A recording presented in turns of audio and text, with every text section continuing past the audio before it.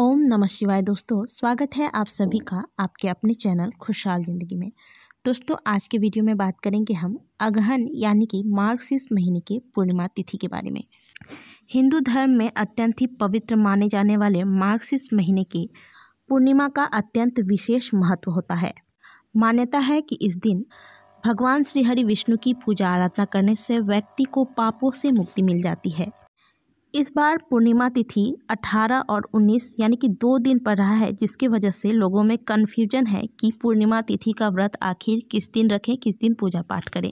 18 दिसंबर को प्रातःकाल 7:24 में पूर्णिमा तिथि का आरंभ हो रहा है, जो कि 19 दिसंबर रविवार को प्रातःकाल 10:05 में खत्म हो जाएगी। क्योंकि 18 दिसंबर को चंद्रोदय हो रहा है, इस वजह से इस दिन व्रत रखना श्रेष्ठ होगा। और अगर बात करें स्नान दान की, तो यह 19 तारीख को करना ही श्रेष्ठ होगा। तो दोस्तों, 18 तारीख को आप लोग जो व्रत रखते हैं, पूजा करते हैं, उन्हें 18 तारीख को ही करना है ये सारे कार्य। और जो लोग स्नान दान करते हैं, जो स्नान दान की पूर्णिमा होगी, वह 19 तारीख को मानी जाएगी। पौराणिक मान्यताओं के अनुसार मार्गशीर्ष महीने में जो पूर्णिमा तिथि पड़ती है, इसमें भगवान श्री हरि विष्णु की पूजा आराधना करने से भगवान की विशेष कृपा प्राप्त होती है। इस दिन तुलसी की पवित्र मिट्टी से स्नान करना अत्यंत ही शुभ होता है।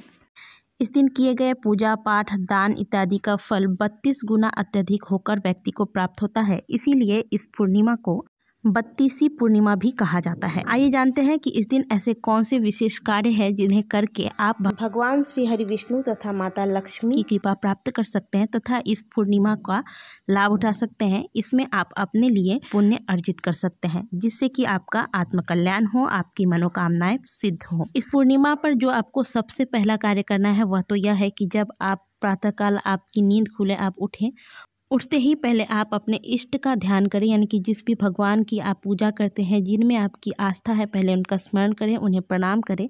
इसके बाद भगवान श्री हरि विष्णु का स्मरण करके आप फिर अपने नित्य के जो कार्य होते हैं वह सभी करें। स्नान के बाद घर के मुख्य दरवाजे पर हल्दी कुमकुम से स्वास्तिक अवश्य बनाएं। यह कार्य आपको प्रत्येक पूर्णिमा तिथि को करना है। इससे आपके घर में कभी भी नकारात्मक ऊर्जाओं का वास नहीं होगा। अब ऐसा नहीं कि आपने नहाया और डायरेक्ट दरवाजे पर आपने स्वास्तिक बना लिया। स्वास्तिक अपने आप में बहुत ही पवित्र चीज है। स्वास्तिक को भगवान श्री गणेश का स्वरूप माना जाता है। आपको यूं ही स्वास्तिक नहीं बनाना है। जिस स्थान पर भी आप स्वास्तिक बनाते हैं, उस स्थान को पहले साफ और पवित्र कर लिया जाता है।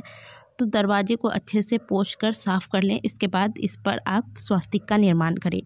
तो पहला कार्य तो आपको ये करना है कि स्वास्तिक बनाना है। इसके बाद दोस्तों देखिए, हमारे हिंदू धर्म में पूर्णिमा और अमावस्या तिथि में दान करना बहुत ही श्रेष्ठ माना जाता है। इसलिए आज के दिन आपसे जितना भी हो सकता है, आपको बहुत अधिक दान नहीं निकालना है, लेकिन जितना भी हो सके आप अपने घर से थोड़ा सा दान अवश्य निकालें। ज़रूरतमंदों के लिए निकालें या फिर आपके घर के जो पंडित जी हैं उनके लिए निकालें, लेकिन थोड़ा बहुत दान आप अपने घर से अवश्य निकालें। और दान में जो सबसे श्रेष्ठ दान बताया जाता है, वह अन्न का दान होता है। तो आप अन्न का दान करें। एक व्यक्ति के खाने योग्य चावल, दाल इत्यादि आप निकाल कर दान के निमित्त निकाल कर रख दें। यहाँ एक बात आप अवश्य ध्यान दीजिएगा कि बहुत समय ऐसा होता है कि सीधा निकाल के हम रख देते हैं। हम सोचते हैं कि जब पंडित जी आएंगे या फिर कोई मांगने वाला आएगा तो उसे हम यह चीज़ें दान में दे देंगे। तो ऐसा बिल्कुल भी नहीं करना चाहिए। जब आप दान के निमित्त कोई चीज़ निकाल कर रखते हैं और वह आपके घर में बहुत दिनों तक पड़ा रह जाता है, तो यह भी एक दोष होता है।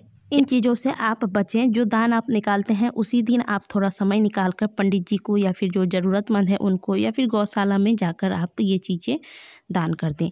घर में जमा करके ना रखें। अगली चीज़ है शिव पूजा। आपको हमने अपने बहुत सारे वीडियोस में बताया होगा कि पूर्णिमा तिथि को मुख्य रूप से भगवान भोलेनाथ की पूजा आराधना अवश्य करें। क्योंकि जब आप पूर्णिमा का व्रत रखते हैं, उस दौरान शाम के वक्त आप चंद्रदेव को अर्घ देते हैं।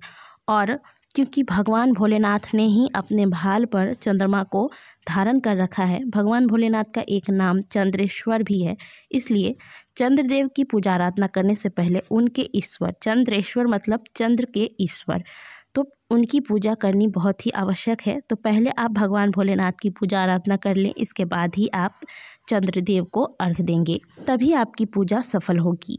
मार्गशीर्ष पूर्णिमा में सत्यनारायण भगवान की कथा का आयोजन करना बहुत ही शुभ होता है। इससे विशेष फल की प्राप्ति होती है।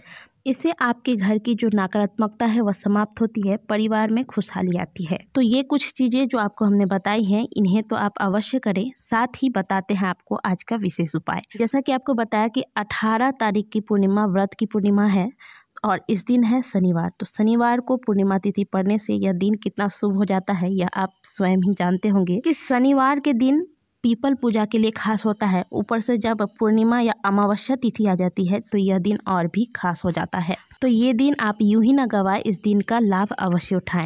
शास्त्रों के अनुसार ऐसी मान्यता है कि पूर्णिमा तिथि के दिन पीपल वृक्ष पर माता लक्ष्मी का आगमन होता है। वैसे तो हमने आपको अपने पिछले कुछ वीडियोस में पहले भी बताया है कि लक्ष्मी और नारायण दोनों का ही वास होता है पीपल के वृक्ष में, और पितरों का भी वास होता है, लेकिन सभी के वास का अलग अलग समय होता है। लेकिन पूर्णिमा तिथि पर खास तौर पर माँ लक्ष्मी का आगमन पीपल के वृक्ष पर होता है। तो इस दिन प्रातःकाल स्नान करने के बाद 1 लोटा जल ले लें। इसमें आप थोड़ा सा गाय का कच्चा दूध डालें, थोड़ा सा मिश्री डालें, थोड़े से सफ़ेद कच्चे चावल जो कि टूटे हुए ना हो ये डाल दें और थोड़े से सफ़ेद पुष्प डाल दें। अब यह जल का लोटा लेकर आप पीपल वृक्ष के पास जाएं और पूर्व दिशा की ओर मुँह करते हुए इस जल को पीपल वृक्ष पर अर्पित करें।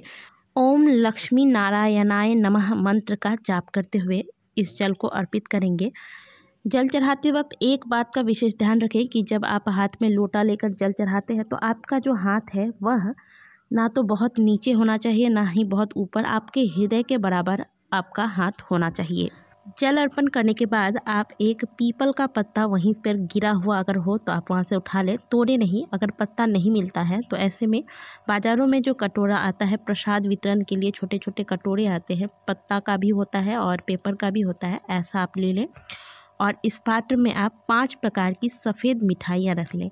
अगर सफ़ेद मिठाइयाँ 5 प्रकार की नहीं मिलती है तो आप इसमें गुड़ भर लें और इसे आप पीपल वृक्ष के पास चढ़ा दें। और बताए गए मंत्र का उच्चारण करते हुए आप पीपल के 7 परिक्रमा लगा लें। आप चाहे तो 11 परिक्रमा लगा सकते हैं, आप चाहे तो 7 परिक्रमा भी लगा सकते हैं। और मंत्र वही होगा, ओम लक्ष्मी नारायणाय नमः। इसके अलावा अगर आप लक्ष्मी नारायण की कोई और मंत्र का जाप करते हैं तो आप उसका भी जाप कर सकते हैं। जो मंत्र आपसे बन पड़े आप उसी मंत्र का जाप करें। इसके बाद आप पीपल के वृक्ष के पास धूप दीप दिखाएं, एक घी का दिया लगा लें, साथ में सुगंधित धूप इत्यादि जलाएं। इसके बाद आप माँ लक्ष्मी से प्रार्थना करें, हे जगत जननी, हे जगत की पालनहार, आप मेरी पूजा को स्वीकार करें और मुझ पर प्रसन्न होकर कृपया मेरे घर, मेरे कार्य क्षेत्र में मेरे साथ चले। मैं आपका आमंत्रण करता हूँ या फिर करती हूँ, मेरे साथ मेरे घर को चले, मेरे कार्य क्षेत्र को चले और वहाँ विराजमान होकर मेरे पूरे परिवार, मेरे समस्त कुटुंबजनों पर अपनी कृपा दृष्टि सदैव बनाए रखें। और फिर आप इस भाव से घर पर आए कि सच में माँ लक्ष्मी हमारे साथ, हम पर कृपा करने के लिए हमारे घर पे पधार रही हैं। आपको रास्ते में मुड़कर कहीं नहीं देखना है, रास्ते में रुककर किसी से बात नहीं करना है, आप डायरेक्ट अपने घर पर आए। घर पर आने के बाद एक बात आपको और बता दें कि जब आप पीपल पूजन करने के लिए जाते हैं उससे पहले आप अपने घर के सारे कार्य समाप्त कर ले। घर में पहले पूजा पाठ कर ले, एक दिया जला ले, इसके बाद ही आप पूजा करने जाए। फिर घर आने के बाद पूजा स्थान पर बैठकर थोड़ी देर आप वहां बैठकर आप लक्ष्मी स्तवन का पाठ करें या फिर आप जो मंत्र आपने परिक्रमा लगाते वक्त जपा था उसी मंत्र का 5 माला 11 माला जाप कर ले और फिर माता की आरती करें। शाम के वक्त खीर अवश्य बनाएं, खीर बनाकर माता को भोग लगाएं और शाम के वक्त चंद्र जब उदय हो जाए यानी कि जब चंद्र दर्शन हो उस वक्त आप 1 लोटा जल में थोड़ा सा कच्चा दूध, थोड़ी सी मिश्री ये मिलाकर, और अगर सफ़ेद पुष्प मिल जाते हैं तो सफ़ेद पुष्प मिलाकर चंद्रदेव को अर्घ्य दें, उन्हें प्रणाम करें। शाम के वक्त पीपल के पास भी एक दिया अवश्य लगाएं। तो ये सारी चीज़ें आपको पूर्णिमा के दिन कर लेनी है, इससे आपको माँ लक्ष्मी की कृपा अवश्य प्राप्त होगी। तो दोस्तों यही सारी चीज़ें हैं जो आपको मार्गशीर्ष पूर्णिमा के दिन करनी चाहिए ताकि इसके प्रभाव से आपको माँ लक्ष्मी की कृपा की प्राप्ति हो, साथ ही आपके पुण्य कर्म जागे।